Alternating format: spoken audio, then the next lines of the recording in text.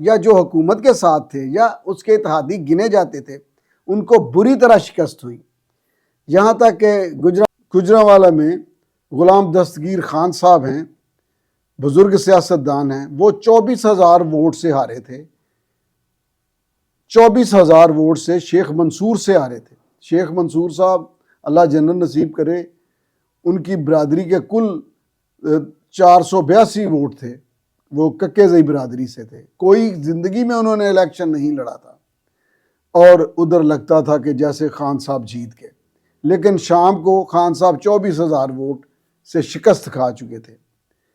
अब खुर्रम दस्तगीर हैं, वो 25,000 से शिकस्त खाए हैं और यकीन करें कि मुझे बिल्कुल नहीं पता कि उनके मुखालिफ कौन खड़ा था। नाजरीन, ये जो तकब्बर है, ये हाथ आधा मिलाना है, ये जो किसी की तरक्की